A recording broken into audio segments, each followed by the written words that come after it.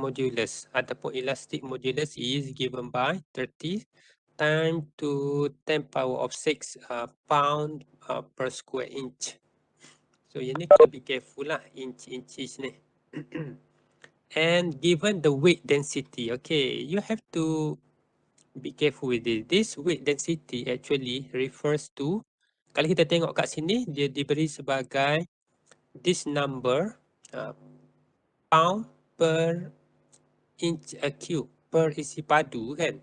So that's mean here, let's say I take 1 inch cube, okay, of this size sebagai contoh.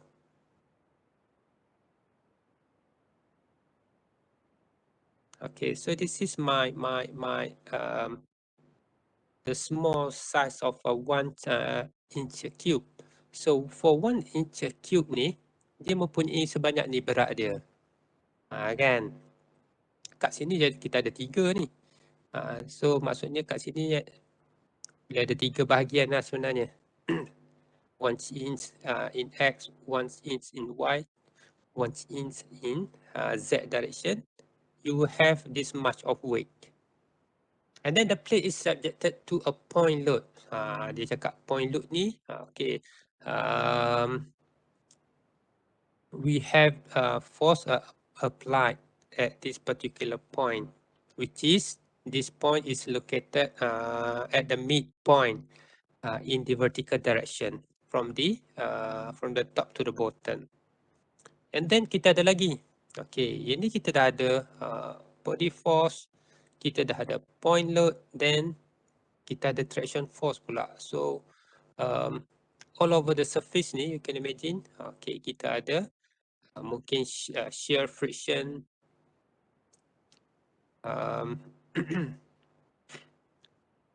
that's cause this traction force of this 36 pound per feet. So untuk setiap 1 feet, we have this much of traction force. So kaki 12 inci kan, 1 feet equal to 12 inch. 12 inches. So the problem here, determine displacement at the midpoint and at the free end. So kita nak tahu berapakah displacement under this all load yang kita ada ni. 100 pound apply dekat sini, dia ada body weight dia sendiri, dia ada traction force. So dekat sini ni berapa dia punya displacement, dan dekat hujung sini ni kan, berapa displacement dia. Kat sini dia tak ada displacement sebab dia dah dilekatkan pada ceiling. So that's why kita ada boundary condition yang macam gini. Ini adalah fix kan. Kalau ingat lagi, fix boundary conditions. So kalau pada fixed boundary conditions, kita punya nodes kita, displacement dia adalah kosong lah. So Q dekat sini equal to 0 displacement kita. Alright, let's we look further. So kita dah ada physical geometry, kita dah ada loading, kita dah tahu material apa yang kita pakai. And then the second step after this, which is to discretize. Okay, so apa yang kita boleh buat? Kita extendkan dia ke sana sebagai contoh. And then bila mana we have a point load applied to this our structure, then it is better to take the position where we have the point load ni sebagai tempat untuk kita discretize kita punya geometry. Sebagai contoh dia macam gitu. Kalau ada point load somewhere dekat sini, then kita boleh pecahkan dia dekat situ. So usually we discretize our geometry at the position where we have the point load. Kenapa? Senang nak analyze dia. Itu dia punya reason. Sebab point load tu dah kena pada pada nodal points yang kita nak sediakan nanti. So from this, we convert our structure into equivalent. So bila equivalent, macam mana nak dapat equivalent? Step bar. So from here, from the top to the midpoint, then kita dapatkan another midpoint. Untuk apa this midpoint? Untuk dapatkan equivalent step bar dengan untuk dapatkan step bar dengan equivalent area. And then untuk yang bawah ni, then kita dapatkan midpoint di antara dua ni. And then we come up with another step bar. So bila saya convertkan, so saya lukis pada sebelah kiri ni, then kita akan ada dua step bar, which is dia punya area dia, which is very close to the physical geometry. So this is our physical geometry. So let's say here we call it A1. Kat sini pun kita ada A1 yang plus minus the same value. A2, then we have here A2 as well. Ini saya just buat secara grafiknya. Nanti kita akan tengok macam mana secara matematik dia dekat sebelah tu. And then from the physical, we convert into step bar. And then furthermore, we can convert it into the, what we call it as a finite element model, which is by represent it by a single line.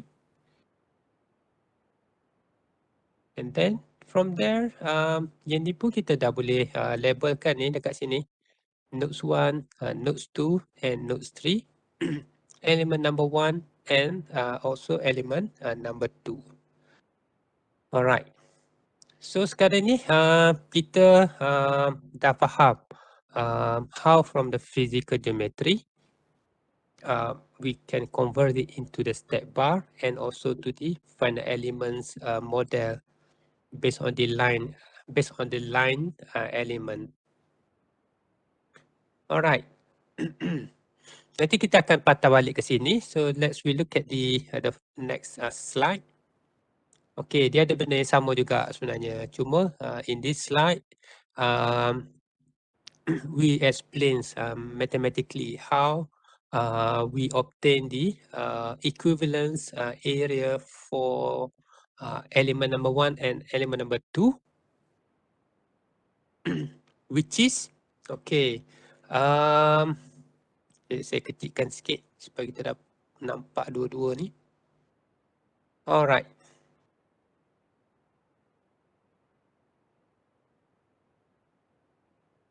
So now let's we go back to the slide on the left. So kalau kita tengok the length ataupun the width of the top of our our structure is given by 6, and then the bottom end dia punya width dia adalah 3 inch. Okay, and then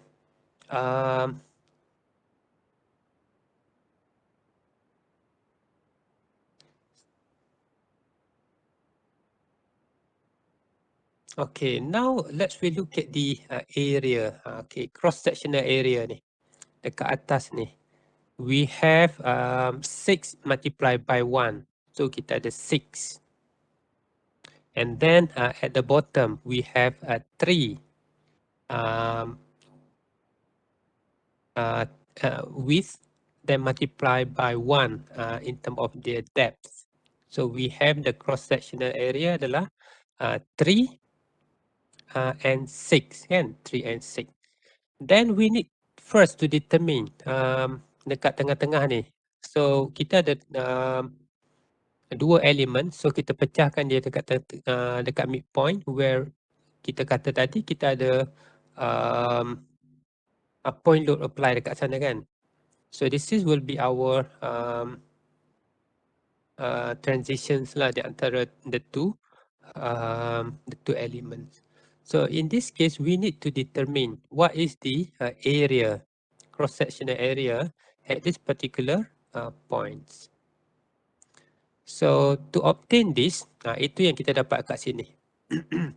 So this A mix is actually came from 6 at the top plus 3 at the bottom, then divide by 2 because dia berada pada midpoint. Then we have 9 over 2, then we get 4.5 inch. Ini adalah area, cross-sectional area dekat tengah-tengah ni. Which is cross-sectional area ni actually dia tak menggambarkan cross-sectional area dekat sini. Sebab kita ada dua tu dekat sini ni. Kalau kita perasan, satu area untuk yang A, satu lagi area which is untuk A1, lagi satu untuk A2 ni kan. Dia macam bertindan. Alright, in order to use area A untuk elemen number 1, kita tak boleh pakai area yang 4.5 ni. What we have to do, we have to determine what is the area yang dekat sini ni. Okay, the equivalent area tadi tu kan. So that's mean kalau dekat sini ni, kita akan guna pakai area which is somewhere dekat sini lah. So, kita tak boleh pakai yang dekat sini, so kita kena ambil dia yang somewhere at the midpoint between the top dengan dekat bawah ni. And to obtain this, okay, kita dah tahu dekat atas ni 6, dekat bawah ni kita dah kira which is 4.5. Then we take the average in order to get the average area for the element number 1. Then kita dapat 5.25. So this will be our area. Mula-mula kita ambil average daripada the most top and the most bottom untuk dapatkan dekat tengah-tengah ni. Tapi kita tak boleh pakai yang ni sebab dia tak menggambarkan area untuk A1 dengan A2. So apa yang kita perlu buat, kita kena averagekan dia lagi daripada top sampai the midpoint untuk elemen number 1, and then from the midpoint to the most bottom untuk elemen number 2. So this is what happening here. So we take the average, then kita dapat untuk A2 3.75 inch. Boleh faham ke setakat ni? Boleh sir. Alright. Kalau ada yang tak proper sure, kena tanya tu. Jangan apa ni? Jangan tunggu dah lama-lama baru nak tanya kan. Nanti dia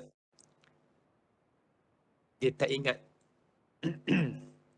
Sir, kiranya A1 dengan A2 tu kita ikut bentuk asal geometri asal lah, bukan state bar tu Betul. Kita ikut geometri asal. Untuk pengiraan dia punya area kan? Betul. Kita start daripada geometri asal. And then bila sampai dekat tengah-tengah ni sorry. Bila dah nak kira area dekat tengah-tengah ni, dia dah merujukkan kepada equivalent cross-sectional area untuk kita punya step bar.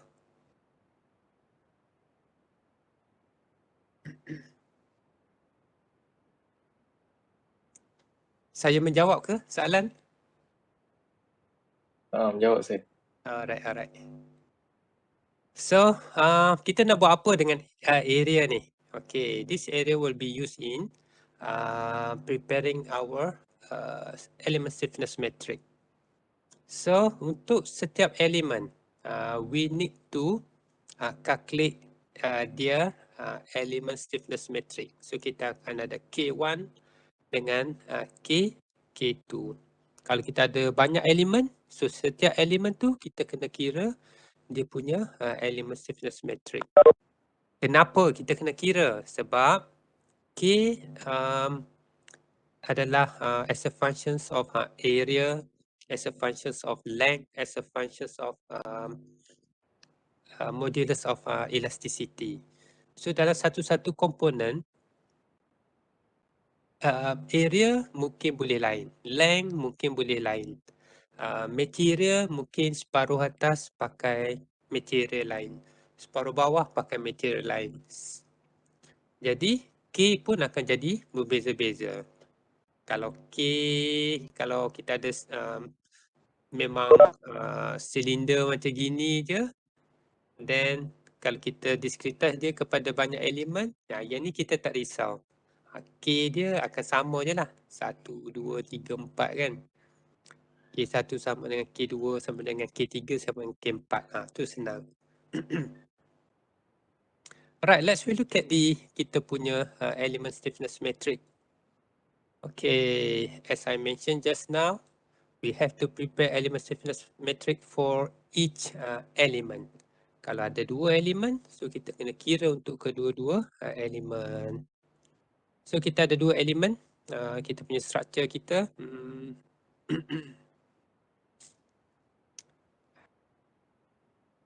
Dia punya drawing pad ni dia susah sikit nak lukis straight. So, okay. So ini node 1, node 2, node 3. Elemen node 1, node 2, node 3. Elemen 1, elemen 2. So kita kena tahu, kita kena come out dengan K1 dengan K2. Which is the geometrical information dia dah store dekat sini. Which is kita dah tahu dia punya length dia berapa. Tadi 12 inch. So kita tahu A1 kita tahu, L1 kita tahu, E1 kita tahu.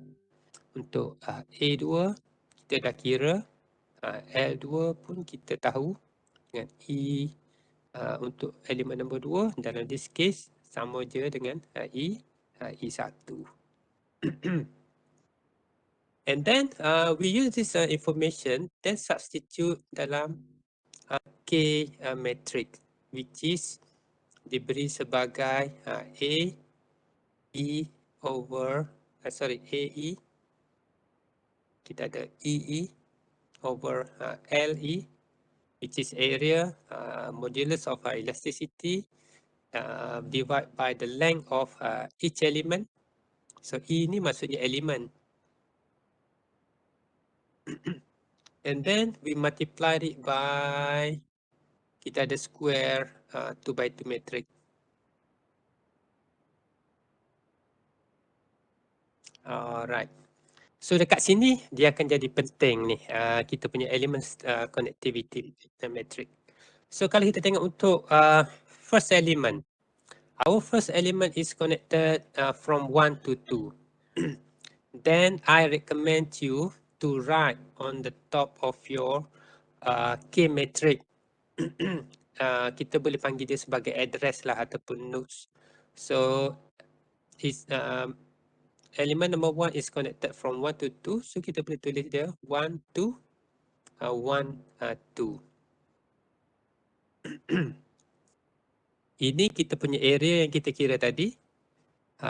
A1, this is E1 and this is our L1. Sama juga untuk K2, A2, E2, L2. Dan dekat sini elemen nombor 2 ni dia bersambung di antara node nombor 2 dengan node nombor 3 kan. Then kita tulis dia kat sini. 2 3 2 3. So ayat ni kena faham. Okay, you have to understand it because why at this stage we solve this structure element by element. Tapi structure dia bukan apa dia bukan structure tu dia as a whole kan, dia the whole structure tadi yang physical tadi betul besar kan. Kita yang pecahkan dia kepada elemen-elemen. Bila kita nak mula dekat site ke, dekat lab ke, kita nak pakai skedul besar tu. So in that case, we have to combine. So element number one, we have to combine with the element number two. Tapi dia ada cara nak combine dia. We have to combine the element by elements. So kalau kita tengok kat sini, so kita stop element by element, and then we assemble it to make it what we call as a global. So ini global, and then this is global. So maksudnya this matrix is represent the whole structure ni.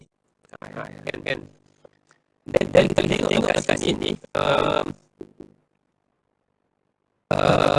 the size of this matrix adalah 3 by 3. So daripada mana datang 3 by 3 tu?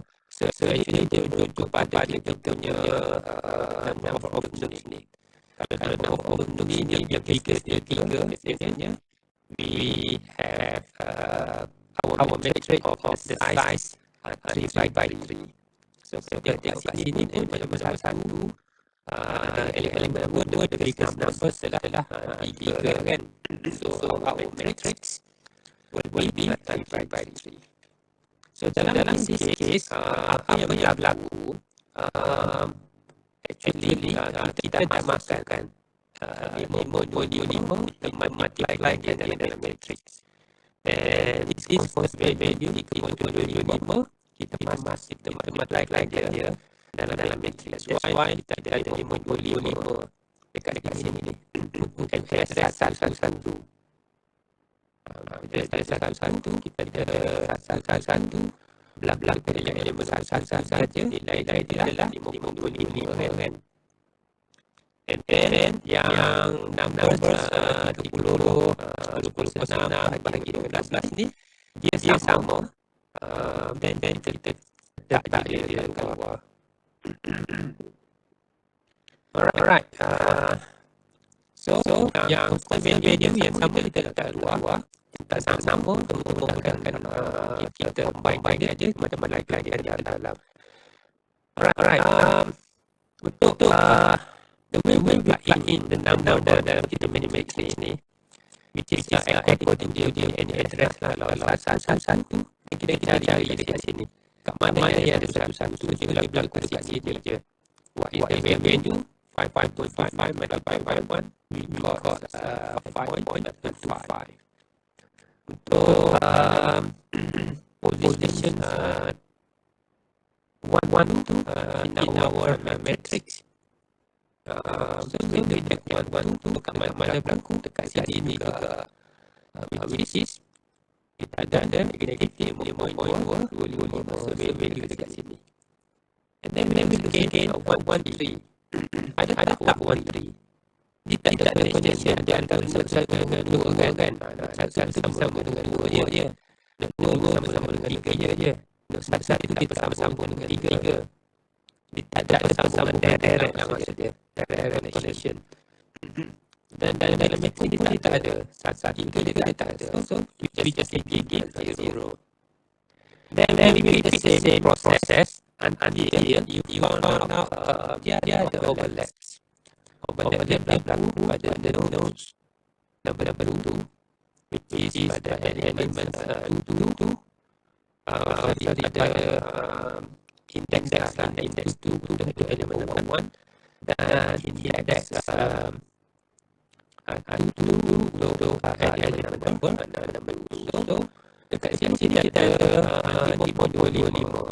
So this value actually equal to which is came from this 5.25 plus 3.75. So bila ada overlap kita tambahkan dia. So bila kita tambah ini kita akan dapat 9. similarly kita plug in and kita akan dapat lagi elemen nodes 1, 2, 3 ni dia tak ada dalam kita punya matrix local space matrix ni. Then sini give zero value. Boleh faham setakat ni? Yang penting ni dia punya address dia, numbering kat atas ni, how combine between the elements. Kalau ada faham. Yes. Saya faham yang overlap tu. Overlap. Okay. Dia dalam kita punya model ni, kita mungkin ada banyak elemen. Di sini ada 2 elemen. Which is setiap elemen kita kena prepare dia punya matrix kan. Okay, kita prepare dia punya matrix. And then from there kita dah prepare kan kita punya matrix seperti dalam slide ni lah. Elemen satu kita dapat elemen ini. Which is mana dapat ini? Kita plug in lah A dalam this equation, E dalam this equation dengan L dalam this equation. Sama juga elemen nombor 2. Alright. And then untuk elemen nombor 1 balik kepada baca ni. Untuk elemen nombor 1 kita punya elemen kita bersambung ni antara satu dengan 2. So kita tulis dekat atas dia. Daripada 1 ke 2 dekat bahagian sisi pun saya cadangkan kita tulis juga 1 dengan 2. Untuk elemen nombor 2, elemen nombor 2 dia bersambung antara node 2 dengan node 3. Dan kita tulis pada kita punya matrix pada bahagian atas dengan sisi dia punya node nombor dia 2, 2, 3. Alright. Then ini adalah masih kita terikan dia elemen by elemen. Okay. This structure kita ni, the whole structure ni kan. Then to represent the whole structure, kita nak gabungkan elemen satu dengan elemen nombor 2. So macam mana nak gabung, and apa yang kita buat adalah kita prepare the matrix dia according to the biggest numbers lah. Kalau saya nak tahu apa size the matrix, the biggest numbers of ini itulah size kita. So the prepare ruang untuk 3x3 punya matrix size. Right. From there, we plug in the value in each element dalam kita punya matrix ni according to dia punya address lah. Saya panggil address dekat dengan sisi dia ni. Untuk elemen satu dalam kita punya matrix ni, kita tengok lah yang ni sekejap. Ini adalah address dia 111. So dekat mana yang 111? So kita jual dekat sini dia 111 ada dalam elemen nombor 5. So elemen nombor 1. Dan dari prosesnya, dan at one stage kita akan jumpa sebab dia ada point yang connecting kepada dua elemen kan. So value dia yang berhubung pada point ni. So untuk elemen satu kita ada value pada elemen dua. Which is proper value dia 525. So kita tulis dekat sini 5.25. So dah masukkan semua kan. And then kita tengok elemen nombor 2 itu macam-macam dalam global displacement pula. Then bila kita ada lagi lah dua ni berapa value dia 3.25. So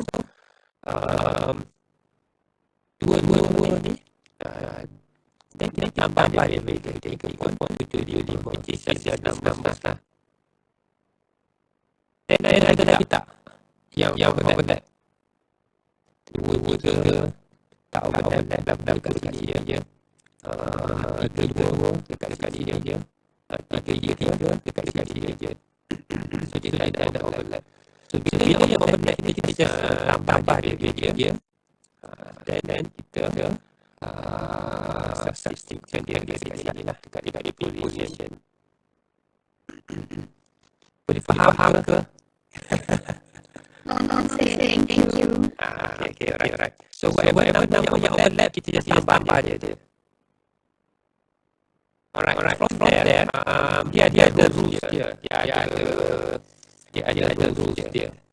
Okay, tadi kita dah tengok dia punya macam mana kita nak substitutekan numbers ni daripada element stiffness matrix kepada bentuk global. Bila dalam bentuk global ni, kita punya matrix ni menggambarkan the whole structures. Tapi dia ada rules. Okay. The rules here adalah we have to look at kita punya diagonal element kita ni. Untuk satu-satu matrik yang kita katakan dia matrik yang betul untuk finite elements, this matrix should be diagonally symmetry. Diagonally symmetry. Symmetry maksud dia kalau saya ambil line diagonal, apa yang ada dekat atas ni dia sama dengan yang dia punya diagonal. Macam kita ambil kertas lah, kita lipat dia bucu ke bucu kan. Number ni should be sama. These numbers should be the same as this. And these numbers kalau kita ambil, dia should be the same as dia punya pairs dia lah kat sini. Dia tak boleh sini negative 2.5, tiba-tiba kat sini kamu dapat positif kan. Yang tu confirm, nanti jawapan kamu nanti salah semua sekali. Itu adalah dia punya rule. You have to, okay dah ada ni dekat sini ni. The main diagonal, okay, diagonal must only contain positive number. Dekat diagonal elements dia tak boleh ada number yang negatif. And then our matrix should be symmetry according to this diagonals punya line ataupun diagonal elements. Itu adalah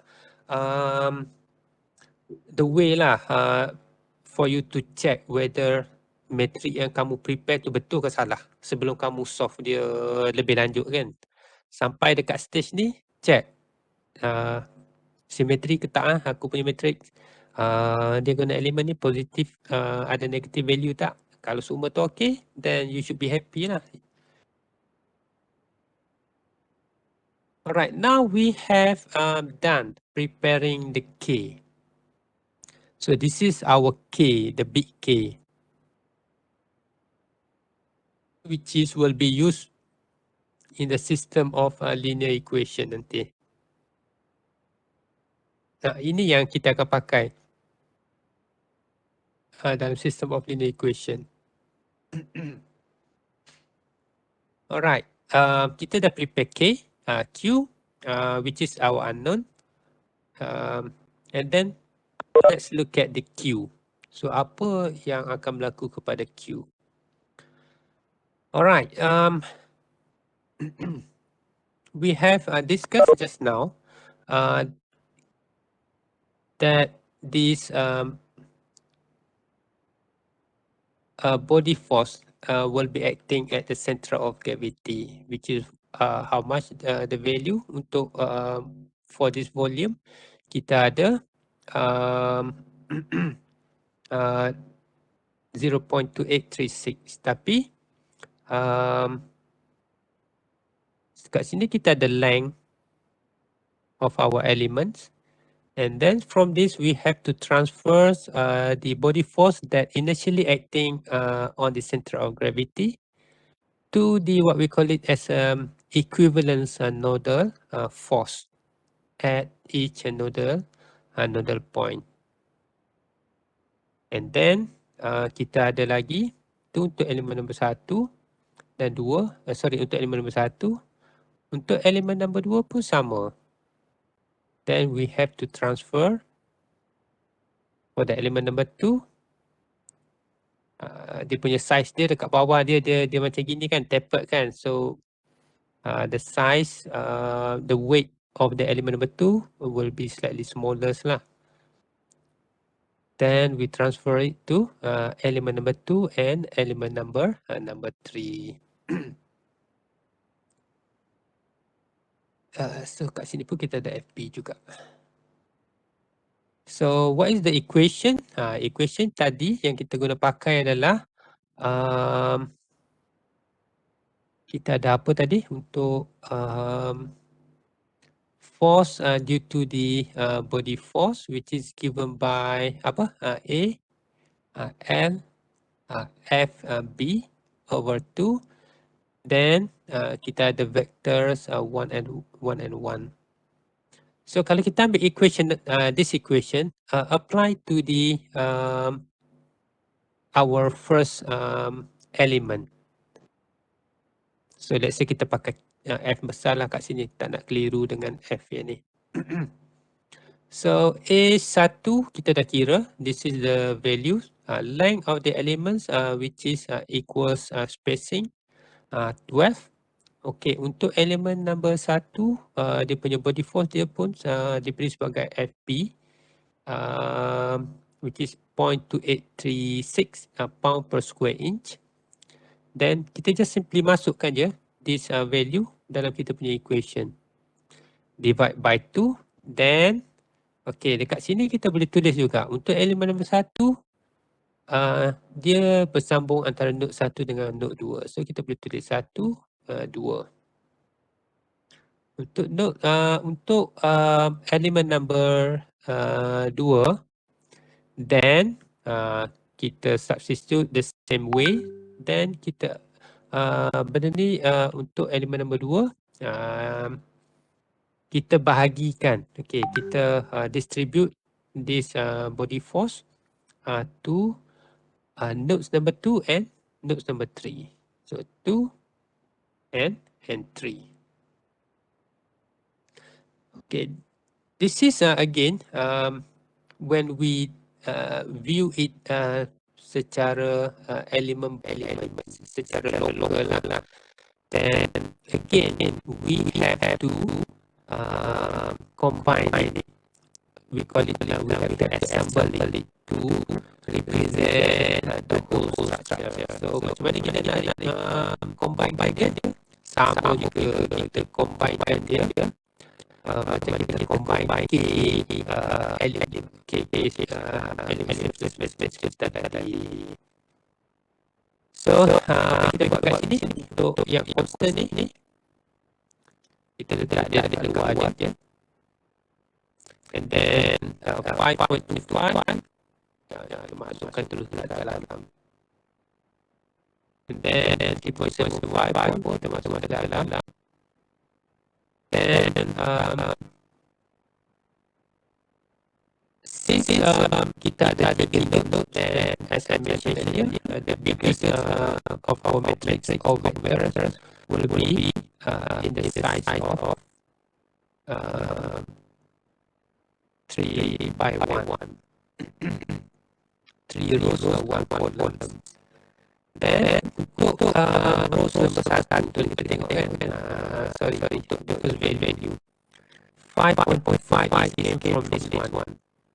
Untuk yang nombor 1 kita substitutekan dia terus 1, 2, 3 kita substitute terus. Untuk elemen nombor 2, okay, elemen nombor 2 ni dia ada 2 tempat, dekat sini 1, dia ada dekat sini 1, then we combine.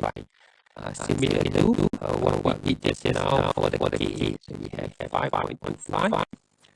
We add this is 3.75 and we got 9. So this is where the value came from. Untuk kita punya elemen vector number 3 ni dia ada satu je, dia tak ada related dekat lain-lain. kita siap sendiri, ambil 3.75 dan letakkan dia kat sini. Dan if we multiply by the constant value, kita akan dapat value yang ni. That's the way how we deal with the body force.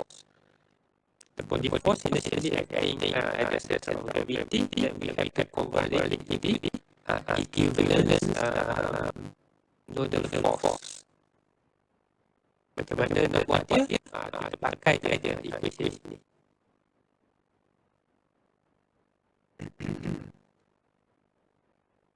Dekat sini ada soalan. Dia lebih bersama dia. Kita just pakai equation and then we substitute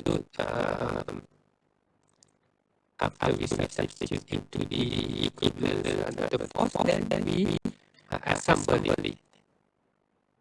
Mula-mula kita bekerja sebagai elemen by elemen, then kita combine semua sekali. Okay, pada saat saya proceed. Now, it's about traction force. Traction force pun sama je dengan body force tadi. So, cuma traction force, the equation, kita boleh pakai FT sebenarnya. Instead of pakai T, aku keliru dengan T yang dekat dalam ini.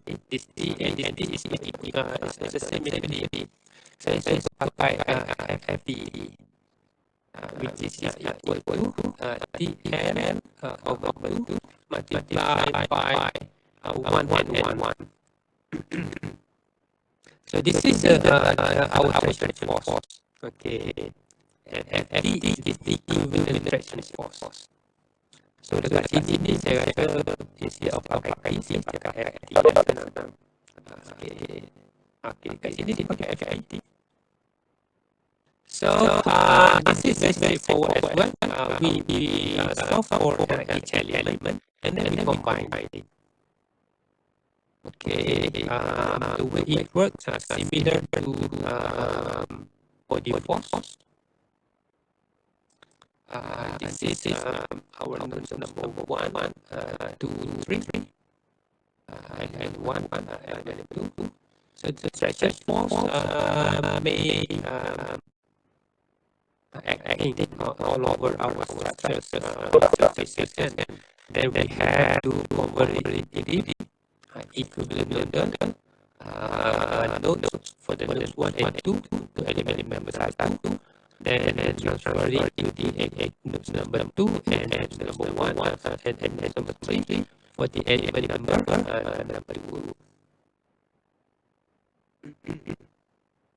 Then macam mana kita transfer? Then automatically we just simply substitute the T in this equation. L adalah length of our element adalah 12. We divide by 2 and then we transfer to each node, which node 1 and 2 to element number 1. Untuk elemen number 2, we transfer it to nodes number 2 and nodes number 3. Then kita tulis dekat P dia 2 and 3. Cuma dekat sini you have to be careful sebab the traction force is given in unit pound per feet. And most of our unit we used before is in inch. Kan? So this is the conversion. The 12 at the bottom ni adalah actually the conversion from feet to inch. Kita tahu 1 feet is equal to 12 inch. So this is actually just the conversions from the feet into the inch. Then sama juga we solve, kita selesaikan ni. Then we found that untuk element number 1 we have these numbers 18 from this constant 1 and 1 in the column vector. Untuk element number 2 pun sama, the same traction force applied to element number 2. The length of element sama, then the value will be the same lah. Cuma kita transfer nanti kepada nodes number 2 dengan nodes number 3. Then we keep the constant outside. So kita letak dekat sini. Then kita punya column vectors ni kita assemblekan dia. So kita akan ada 1, 2 and 3. Then kalau kita tengok kat sini ada elements number 2 dalam kita punya vector, kita ada 2 which is came from these two. So dia overlap, then kita tambah dia straight away je. 1 plus 1 equal to 2. Then we multiply by 18. Then kita dapat yang ni. Sama je kan dengan body force. Cuma body force, force tu bertindak pada center of gravity. Traction force dia bertindak pada the whole surface. Alright. And then the last one, dia cakap kita ada concentration load apply pada nodes number 2. So kalau saya boleh lukis, tadi kita dah lukis untuk body force. Dan dalam slide ni kita lukis untuk traction force. So saya boleh lukis juga dekat sini. The contribution from the traction force. So kat sini node 1, node 2, node 3. This is kita punya fixed boundary condition. When we have the concentration load at node number 2, then actually we can simply kita boleh lukis lah dia punya direction dia. So the load itself apply exactly at this particular nodes. Berapa dia punya value dia? 100 pound. Okay, apply pada this load. Dalam arah mana? Dalam arah ke bawah tadi. Okay. Dekat sini ada tak? Tak ada, tak diberitahu kan? Bila tak diberitahu, kita boleh lukis. Let's say kita nak lukis ke, kita nak tulis ke. Let's say saya nak tulis P1 sama dengan 0. Okay, pada node number 2 which is P2. Tapi biasa saya tak suka tulis P. Saya suka tulis dia sebagai F instead of P.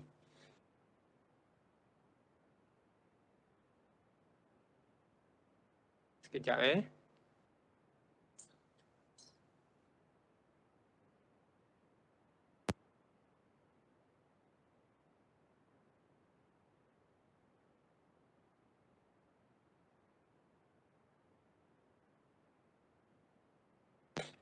Alright, sorry for some interruptions.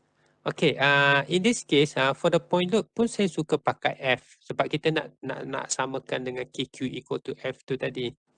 So saya pakai F1 equal to 0, F2 which is equal to 100, and then pada node sama 3 pun dia tak diberitahu kan berkenaan dengan point load. Point load hanya dikenakan pada nodes number 2.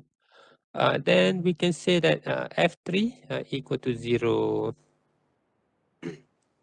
Then, alright. Now, if we look, we go back to this slide. We have prepared the K. We have prepared the K, which is the global stiffness metric, which is should fulfill this condition, diagonally symmetry, and the diagonal elements should be positive numbers. And then F ni from the all external loads applied to the structures. And then in our case kita ada ke semua body force, traction force, and also the point load. So in this case, saya punya point force, saya boleh tulis dia macam gini tau. Saya boleh tulis from the body force, and then plus the contribution from the traction force, and then plus the contribution from saya tulis dia macam gini. Sorry, saya tuliskan semula. according yang kita dah buat tadi, from the body force, sebab kita pakai F ni, and then contribution from the traction force, and then contribution from the point loads. So kita tambahkan semua dia sekali, then dia akan membentuk what we call it as a global force. Global force. So maksud dia kat sini, mula-mula kita bekerja secara elemen, by element. Then we have to combine it to make a global K matrix, and also the same for the force.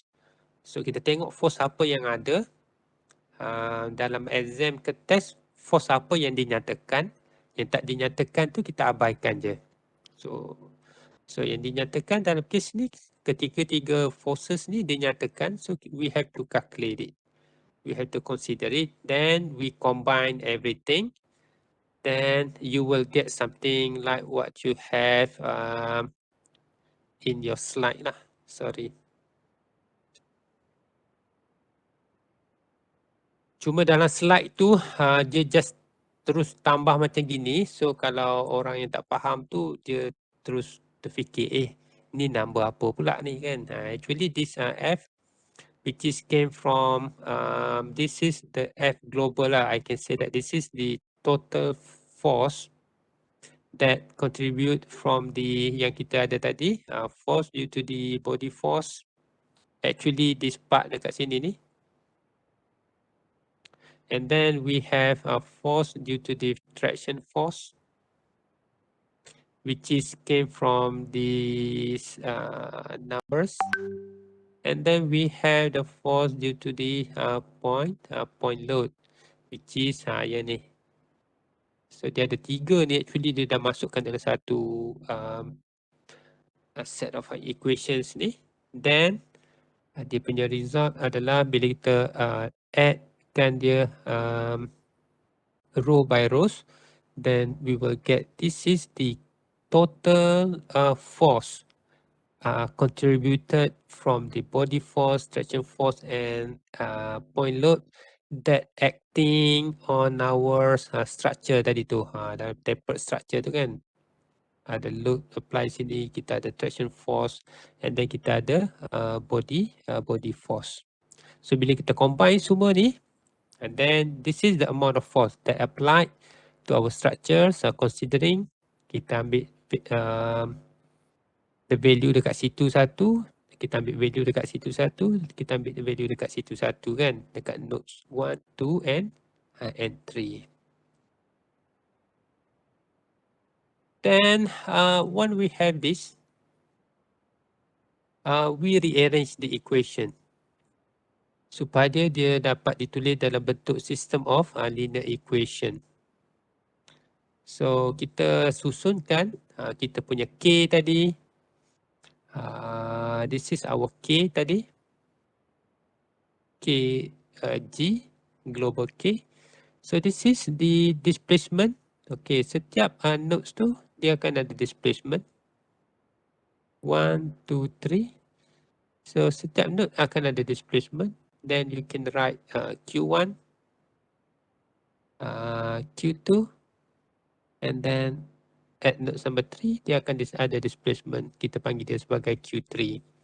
Cuma dalam slide ni dia pakai capital lah. Kalau nak pakai small q pun boleh ni kat sini. So this is our unknown, the parameters that we are going to determine or predict from our finite element methods. And then this is adalah contribution from, this is the Q, and this is that obtained from the F, G. So when we have this, actually we are almost ready to solve it. So kalau saya boleh recall balik yang kita buat dia punya procedure hari tu. Alright, kalau kita boleh recall balik. Hari tu the first step is we should have the physical geometry. Physical geometry ini kita dah ada. which is dalam bentuk tapered. Then what we did, we discretize it, the geometry. And then once we discretize it, we look at this, in this case, we look at the, we look at the loading. Okay, applied load or external load. Alright, then bila dah sampai kat sini, what we did is we look at the dia punya material. Okay, we look at the material, what type of material we use, so that we can prepare the system of linear equation in the form of KQ equal to F. And then after that, when we reach this stage, ni kita dah sampai stage number 5, then we would like to simplify our system of linear equation. So macam mana kita nak simplifykan dia, which is by looking at dia punya boundary condition.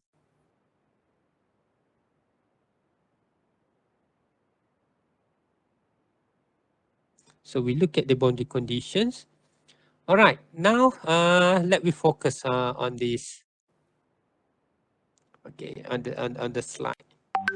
So we know that our structure dia di-clamp pada bahagian atas kan.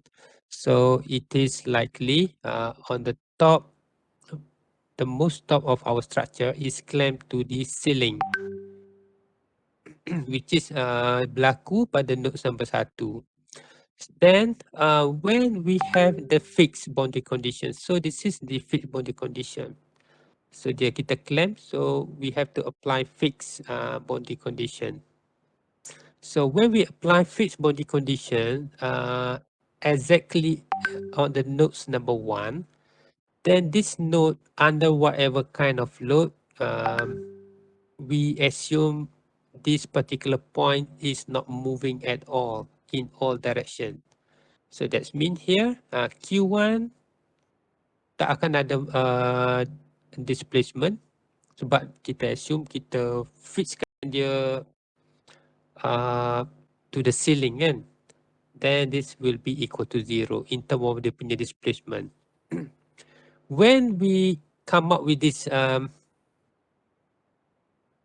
decision according to the boundary condition, what we can do, our system of linear equation can be further simplified. Macam mana kita nak simplify? Based on the boundary conditions, then in this case for the fixed boundary condition, Q1 equal to 0. Kita tahu kita punya Q1 equal to 0. So what we can do, we eliminate the whole rows number 1 and the whole rows number column number 1. Kenapa kita eliminate ni dekat 1, 2, 3 kan tadi kan. Kita ada kat sini 1, 2, 3. 1, 2, 3. So kenapa kita eliminate? Because kita dah tahu dia punya Q1 dia equal to 0. Let's say kita punya bahagian sini kan, bahagian bottom ni pun kita fixkan dia juga. Ni dalam contoh lain lah, sebagai contoh kan. Kita ambil kedua-dua hujung atas dengan bawah ni kita fixkan dia. Then kita punya Q3 pun akan jadi kosong. Then we will eliminate the whole rows and column number 3.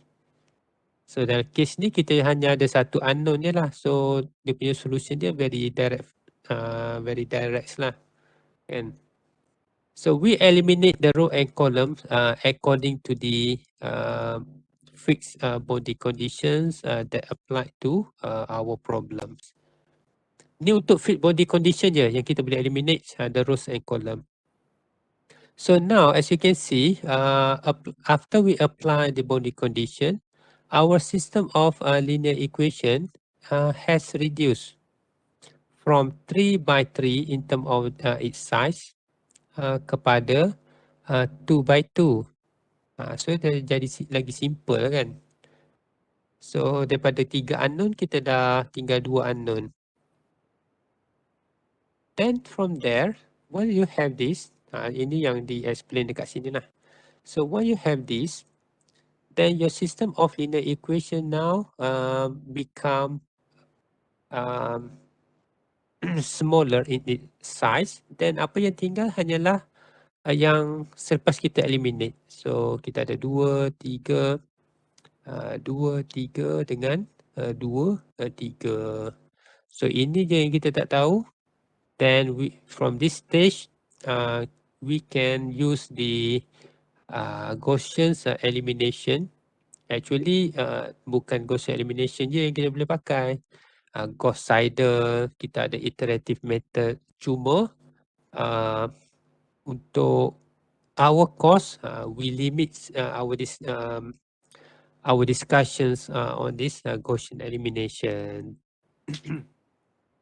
in order to solve the system of linear equations. So if you solve this matrix system of linear equations by using Gaussian's elimination, you should be able to get the number something like what we have in the slides. For the finite elements course, for the finite element course, there is for the test 1 lah, especially there will be 2 questions, which is question number 1 usually on the 1D bar. Test 1 on the 1D bar. And then that's one question number 1. And then for the question number 2, usually we will ask for the plane trusses. So you will have 2 equations. And 1D bar, usually the questions will ask you what we call it purely fundamentals. This is very fundamentals questions.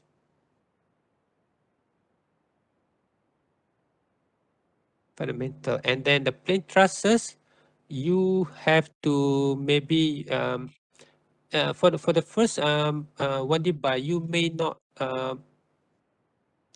have the number at all. You're just working with variable. That one possible problem that you have to solve. Because when we would like to solve some things in engineering, it's not necessarily to have numbers. We can work with the variable, then the number comes later kan. And then for the second questions in test number 1, which is on the plane trusses, which is kita akan tengok besok, kita akan start tengok besok on the plane trusses, which is in this topic, you have to solve the system of linear equation strictly using we are solving finite element, but the system of linear equation must be solved strictly using Gaussian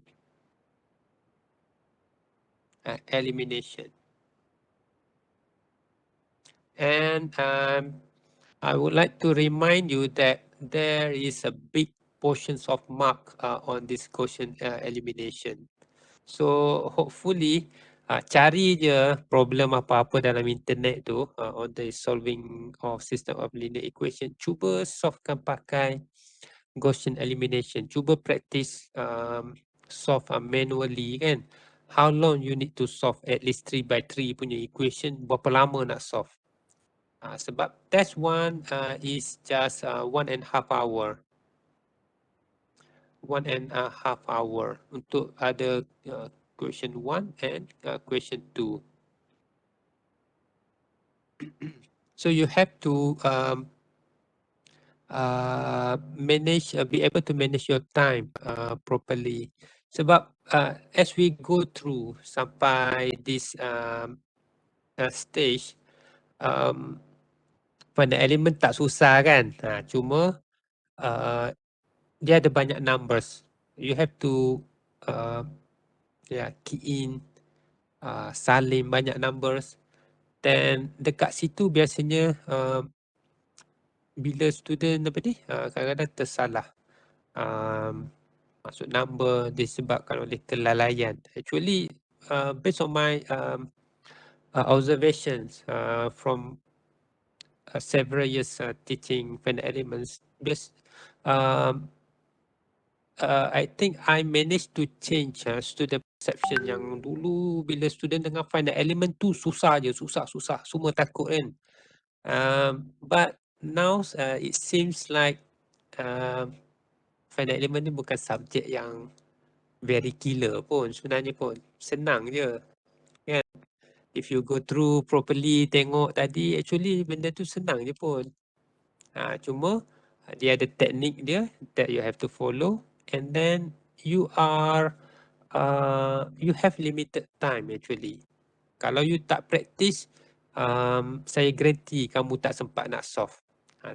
Kalau you practice, actually you have more time to solve the problem. That's why when you solve any finite element problem, don't forget to look at the boundary conditions ni. Because this in some cases you can this boundary condition dia tak semestinya berada pada stage dekat sini. When you start preparing the element stiffness matrix. Sebab kita dah tahu kan. Let's say saya pergi patah sikit ke atas. Kita pergi direct dekat sini. Okay. Actually, when we are at this stage, we actually can reduce our matrix straight away from this stage. Let's say saya padamkan ni, dah serabut ni. Tapi kena tengok soalan sebab test 1 biasanya kita nak uji kefahaman student. So biasanya kita tak akan minta student to prepare what we call it reduce system of linear equation straight away. So we ask you to prepare the solution step by step. Sebab kita nak tengok student ni faham ke tak, kan? So tapi dalam masuk dah test 2, kita tak minta lagi benda tu. Kita just minta kamu supply reduce system of linear equation. Tapi jalan kerja dia step by step. Final kita dah tak minta dah step by step. Dia macam kamu dah pergi kerja kan. Bos tak bagi tahu boleh kamu prepare element matrix, boleh tengok material, boleh tengok force dia tak. Dia tak tanya macam itu. Bos dia straight. Kau cari stress dekat sini. So our final will be set something like that. Actually we change the way we prepare the question, I think in the last 4 or 5 semester backs lah. Actually saya yang propose tu sebab soalan sebelum ni it's too dia treat student to macam student. Dia tak cuba treat student to as an engineer even dalam final exam punya stage kan. Which is dalam final exam tu kita expect student dah go through, dah faham, dah solid dia punya understanding. Then macam kerja lah kan. Kalau kamu nak ajar adik buat air, okey ambil air panas dulu, okey letak gula. Bila dia dah selalu buat, kita cakap buat air teh dah tu. Kan, nak panas ke nak sejuk je. Air teh panas satu, nanti dia pandai-pandai lah. Nak kena cari gelas, nak kena buka air panas, letak gula, letak teh. Kan. Kalau kerja pun sama lah. Bos straight je. So that's the way we how we set the questions lah. So we come back to this problem kat sini. Actually at this stage you can straight away eliminate your elements which is you don't need it in the analysis, which is element at point number 1 ni, because we know this point is subjected to a fixed boundary condition. So sekiranya soalan tu minta kamu sediakan reduce system of linear equation, then actually dekat sini lagi you all dah boleh eliminate. Kalau saya terus eliminate all metric elements yang berkaitan dengan point number 1. So yang kat sini saya eliminate je lah dia. So untuk elemen number 1 dalam kita punya finite element, ini je yang kita nak pakai. Kan? Tapi untuk elemen number 2 dalam kita punya structure ni, kita kena prepare untuk kesemua sekali dia punya matrix dia. Sebab apa? Sebab kat sini tak ada kaitan pun dengan boundary condition. Then kita punya matrix, instead of kita nak kena tulis banyak-banyak ni, 3x3, sebab kita dah reducekan di awal-awal, kita boleh prepare yang short je lah, yang reduce version saja. So instead of 1, 2, 3, kita punya matrix dah reduce to 2, 3, 2, 3. Cuma yang 2 ni dia masih overlap, so kita kena ni lah, put 9 lah kat sini, this number. Macam kita eliminate this. So nanti kita tak perlu nak tulis semua sekali, kita just tulis apa yang kita nak perlu je. Kan? Tapi kena check lah dia punya symmetry. Kalau dia size 3x3, 2x2, 4x4, tapi dia still must be diagonally symmetry. Itu sekiranya soalan tu dia minta kamu cari awal-awal lagi, prepare the reduce system of linear equation, kan? So boleh eliminate awal-awal. So bila kita eliminate awal-awal pada this stage, you can shorten your time quite a lot sebenarnya. Instead of kamu nak buat semua benda ni sampai dekat stage yang bawah ni, baru kita nak tengok dia punya apa tu, boundary condition. Boleh juga, cuma kamu kena menulis banyak ah. So bila tulis banyak, masa kamu terbuang banyak. Alright, sikit lagi. So once we already obtain this the displacement Q1, actually saya instead of saya senaraikan 2 and 3, biasanya saya akan senarai juga yang Q1 which is equal to 0. Kita letak je sekali. Okay, and then usually we ask student to plot apa yang berlaku ni kat sini ni. What this number means actually, kan? And then you can plot lah. Let's say you nak tulis kat sini nodes number. Number.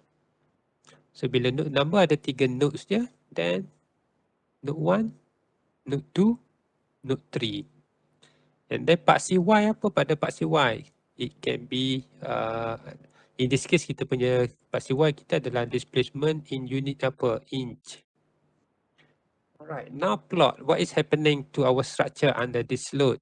Then kita boleh plot at nodes number 1, kosong displacement. Tak ada berlaku displacement pada node yang kita fix. Pada nodes number 2 dia ada displacement, tapi this much only. Sebab this cache kan, dia tak perlu exact. And then at node number 3, okay, dia naik somewhere there. So you can kamu boleh sambung lah dia punya line ni. So kamu ada berapa tadi? Okay, in inch, time to 10 negative 5, 1.4, and here 1.6. So boleh elaborate lah dekat bawah ni, the structures under the traction force, body force and point load, berapa-berapa dia punya value. Okay, experience the deformations or elongation kan in the x direction, about 1.4 time to 10 magnified at node number 2, and then 1.6 times 10 to power of negative 5 inch at node number 3. In this case, we assume the deformation is linear from one point to another. So dah cukup lah. Kalau nak bagus lagi, dapatkan gradient. So gradient jadi apa kalau gradient? So kita ada dq. Ni kita dah ada dq ni. So this point can be our dx. So if we take the gradient of dq over dx, kita akan dapat normal strain. Kan? So this normal strain, okay, dia tak di-scale dekat sini. Dia terus tanyakan estimate stress in each element. Tapi in order to get this stress, you have to calculate the strain, which is in this equation, B multiplied by Q ni adalah kamu punya normal strain kan? Normal strain. We multiplied it by the materials information, modulus of elasticity to the strain, normal strain. Then we will get the stress. So sama juga, ni untuk elemen number 2. And if you take the gradient of element number 1, then you will get the strain for the element number 1. Ini kamu boleh cuba buktikan lah. Ambil gradient, sama tak kalau yang kamu kira tu. Strain equal to B multiplied by Q. Sama tak dia punya value dia kan? Dia sepatutnya sama lah. Alright, what else do we have? Alright, this is another important part when we are dealing with structure. So in some cases, we would like to know what is the reactions at node number 1 where we fix our structures to the ceiling.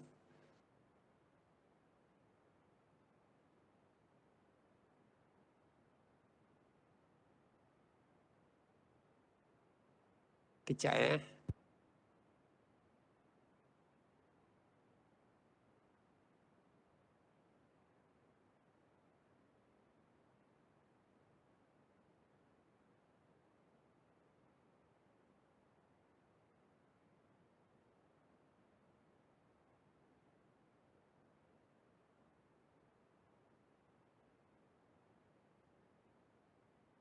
Alright, okay, just a bit more. So let's say this is our node and this is where we fix it. Okay, so when we at the point where we have the support. So this is our support, which is a type of fixed support to our structure. Then there will be the reaction. So So we expect, let's say, the reaction in that direction for the point number 1. So we write it reaction R1. So to obtain the reaction, we have first to calculate the Q. Okay, we calculate the system of linear equation just now, then we obtain the Q.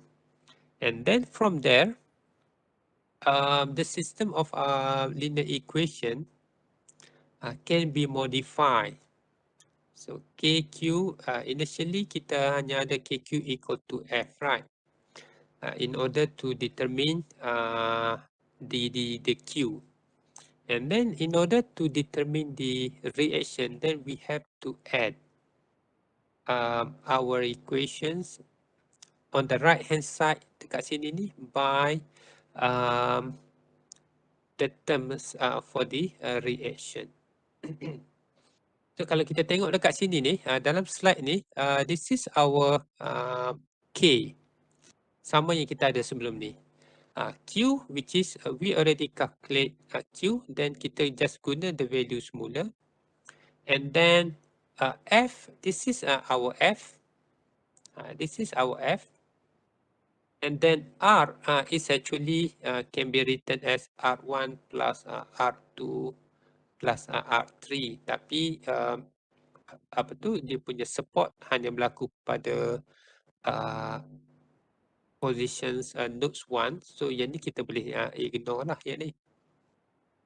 So in this case, in order for us to calculate R1, so we just need to solve the first equation. So kat sini kita ada 3 equation kan. Equation number 1, this is equation number 1. Macam mana nak tulis ni? Saya removekan ini dulu. Dah agak serabut tu. So this is our equation number 1. So all of these for the rows number 2 actually refers to the equation number 2. And then the rows number 3 here refers to the equation number 3. So since we are to solve or determine R1, because this is only our interest, so kita hanya selesaikan equation number 1 saja. So this is what you get lah when you solve equation number 1 and rearrange it for R1. Then you will find that under the given loads, the given structures, the given materials, then at position number 1 here, where we fix our structures to the ceiling, then we found that the reaction force that acting at nodes number 1, which is 202.68 pound negative, which is showing the opposite directions to our coordinate system lah. Our coordinate system, we assuming positive x downward. So the reactions in the negative directions to our positive x direction. So kita punya magnitude adalah this, and then the directions opposite to our positive x directions. So it's like yes, it's in the opposite directions lah. I think that's all to explain how these finite elements works with numbers lah. Sebelum ni kita tengok equation je, but this we have numbers. If you have any question, you can ask. Sir, Yeah. sebab macam soalan ni kan dia punya geometri kan masih simple kan. Kalau kita solve juga guna macam solid one punya analytical solution tu, yang PL over AE tu, kita boleh dapat dia punya displacement sama ke macam finite? Dia sepatutnya sama je tu. Cuma dia ada mungkin ada value tu tak exactly the same lah sebab approach berbeza kan. Tapi in general sepatutnya value dia tu hampir-hampir je. Pakai solid mechanic ke, pakai finite element ke, sepatutnya hampir sama je lah dia punya value dia. Sebab untuk this kind of simple geometry, dia ada analytical solution dia kan. Tapi bila dah sampai kepada complex geometry, solid mechanic dah tak dipakai lah. Dia punya analytical solution dia. So that's why people comes to finite elements ni lah. Any question guys?